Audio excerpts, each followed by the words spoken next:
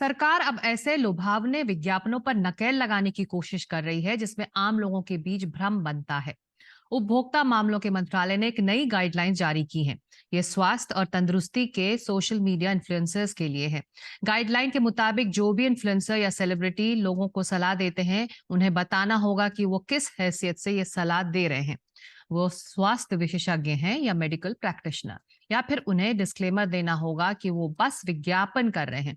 इसलिए ये जरूरी है कि कुछ इन्फ्लुएंसर्स की गलत सूचनाओं से लोगों की सेहत प्रभावित हो रही है। और यही है अगली चर्चा का मुद्दा। डॉक्टर शीतल कपूर कंज्यूमर राइट एक्टिविस्ट हैं और मनीष भट्ट एड गुरु हैं। दोनों का स्वागत है एनडीटीवी इंडिया में। अगर मैं आपसे शुरू करूं, शीतल, कंज्यूमर्स के लिहाज से जो इन्फ्लुएंसर्स या सेलिब्रिटीज जो कहते हैं किसी प्रोडक्ट को लेकर, वो उन्हें मान लेते हैं आंख मूंद कर, उन उस लिहाज से आप इस फैसले का स्वागत करेंगी?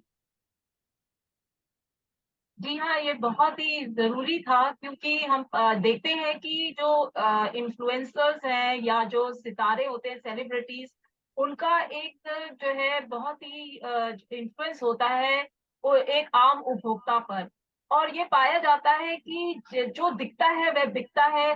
सेलिब्रिटीज़ की जो छाया होती है या इन्फ्लुएंसर्स इस तरह की चमक होती है कि जो इनके लुभावने विज्ञापन जो होते हैं, तो उसपे जो उपभोक्ता होता है वो उनपे पूरा एक जी। ट्रस्ट करने लग जाता है और उसी के विश्वास के द्वारा वो कई बार जो है जैसे कि आप ये पर्टिकुलर प्रोडक्ट ले लीजिए, चाय ले लीजिए या ये खाने से आपको जो है डायबिटीज नहीं होगी, आपके हार्ट जी। प्रॉब्लम नहीं आएगी या वो इस तरह का आप कह रही हैं आपको कि जो डिस्क्लेमर है उस तरह, उससे अब कंज्यूमर जो है वो समझ पाएगा कि ये बस एक ऐड कर रहे हैं, इन्होंने खुद अपने ऊपर ट्राई नहीं जी किया, हाँ, या जी इसके हाँ। वो प्रोडक्ट को वो आगे नहीं बढ़ा रहे। मनीष, आपने बहुत सारे एड्स किए हैं, हेल्थ और वेलनेस प्रोडक्ट को लेकर ये फैसला आया है।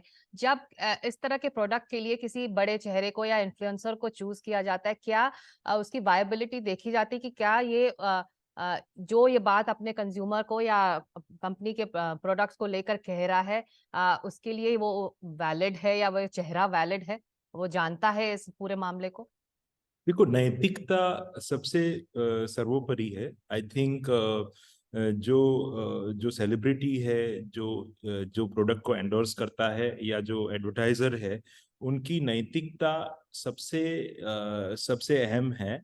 वो भी एक कंज्यूमर है, और उनको वो भी कई सारी प्रोडक्ट्स को कंज्यूम करते हैं, तो उनको ये चीज का मतलब ध्यान और एक वेटेज देना चाहिए कि वो लोग कुछ गलत चीज नहीं कर रहे। काफी टाइम तो प्रोडक्ट्स बहुत हल्की फुल्की और स्वास्थ्य या इतनी सीरियस और गंभीर विषयों पे नहीं होती है, सब्जेक्ट्स पे नहीं होती है। बट जब ऐसे कोई सब्जेक्ट्स हो, ऐसी कोई कैटेगरीज हो जिसमें उसका बुरा असर पड़ सकता है, उस पे तो नैतिकता ही सबसे आप इम्पोर्टेंट है। माफ कीजिएगा, मैं यहाँ टोक रही हूँ, लेकिन मनीष, मैं हम यहाँ समझना चाहेंगे कि जब किसी चेहरे को एक एंडोर्समेंट के लिए लिया जाता है तो उसकी रीच देखी जाती है, या फिर ये भी देखा जाता है कि वो आ, जो क्लेम कर रही है कंपनी उसके लिए वो कितना सही है? क्या वो भी वो हिस्सा बन जाता है उस ऐड का, या फिर बस कंपनी की बात कहकर वो ऐड खत्म हो जाता है और उसको अपने पैसे मिल जाते हैं? सी, प्रोपागेंडा एंड रियल कम्युनिकेशन में वही डिफरेंस है। मैं पिछले 30 सालों से काम कर रहा हूँ, और हम ये चीज जरूर देखते हैं कि ये हम्म। कॉज, ये प्रोडक्ट, ये मैसेज, ये जो संदेशा है, उसके लिए जो एंडोर्सर है, जो सेलिब्रिटी है, जो इन्फ्लुएंसर है, वो कितना एप्ट है, कितना योग्य है। अगर वो गलत जी। गलत है और ऐसा लगता है कि ये नहीं ठीक है, तो उसको मतलब हम सजेस्ट ही नहीं करते हैं। जी। शीतल, एक आखिरी छोटा सा सवाल, क्या ये डिस्क्लेमर से बात साफ हो जाएगी कि ये बस प्रोडक्ट बेच रहे हैं और जो बात कह रहे हैं उन्होंने अपने ऊपर ये नहीं अपनाया है? मैं ये मानती हूँ कि डिस्क्लेमर जो है वो पहले ही ले आना चाहिए था। कोविड के टाइम में देखा गया था कि बहुत सारे लोग जो है सेलिब्रिटीज वो और ब्रांड्स भी इस तरह के कमेंट्स दे रहे थे और क्लेम्स दे रहे थे कि ये पर्टिकुलर चीज के द्वारा जो है कोरोना नहीं होगा।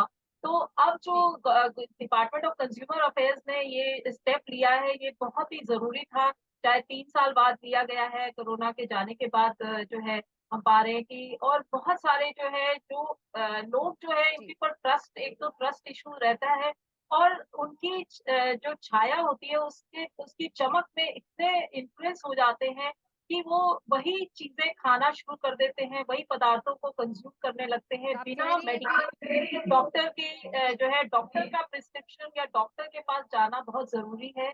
तो आप यानी कह रही हैं कि बिना सोचे समझे जो लोग इन्फ्लुएंसर्स को या सेलिब्रिटीज को फॉलो कर रहे थे, शायद वो डिस्क्लेमर से अब सचेत हो जाएंगे और जो बात मनीष भी कह रहे थे, नैतिकता के साथ किसी प्रोडक्ट को बेचा जाए तो वही सही रास्ता है। बहुत शुक्रिया डॉक्टर शीतल कपूर और मनीष भट्ट आपका इस चर्चा में शामिल होने के लिए। वक्त अब एक छोटे से ब्रेक का है। ब्रेक के बाद एक दूसरी चर्चा चाइनीज मांझे को लेकर क्यों नहीं लग पा रही है पूरी तरह से रोक, इस पर जानेंगे विस्तार से इस छोटे से ब्रेक के बाद।